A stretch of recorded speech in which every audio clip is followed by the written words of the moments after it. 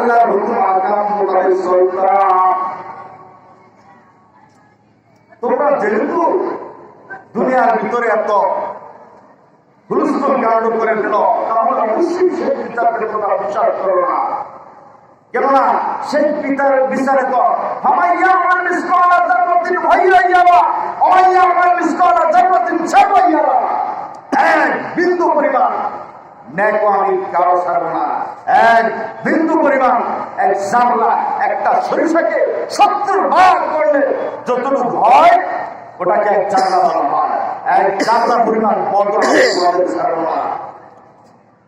তাহলে এই কথা শোনার পরও তোমরা কিভাবে তোমরা দুনিয়ার ভিতরে গুনাহ করো, পাপ করো, তোমরা জোর করো, জুলুম করো, অত্যাচার করো, বিচার করো, সেই বিচারকে তোমাদের বিশ্বাস করতেই হবে।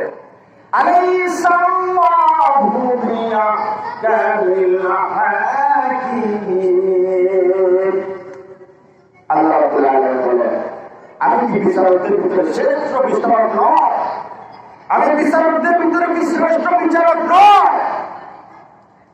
তোমাদের উপর জুলুম করবে, তোমরা অত্যাচার অবিচার সহ্য করতেছ, যারা মাজলুম, তোমরা আমার উপর ধৈর্য ধারণ করো, আমাকে বিশ্বাস করো, আমার সাথে কথা বলো, আমার কাছে বিচার দাও, আমি ছাড় দিব না।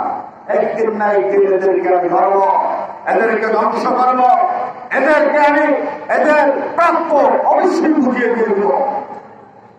আল্লাহ রাব্বুল আলামিন এত সুন্দর করিয়া বানাইলে, এত নাজ-নেয়ামত উপভোগ করাইলে, তারপরে কিভাবে বান্দা করে আল্লাহর সাথে নাফরমানি করে?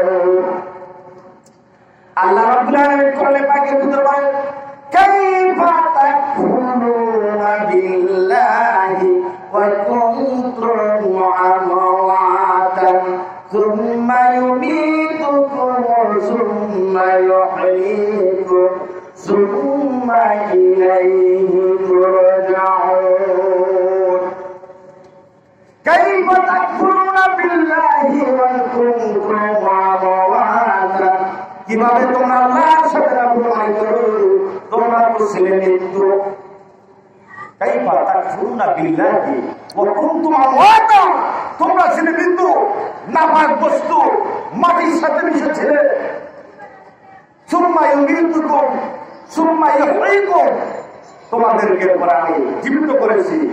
সুম্মা ইউমীতুকুম, এরপরে কিছুদিন থাকার পরে তোমরা মৃত্যুবরণ করেছ।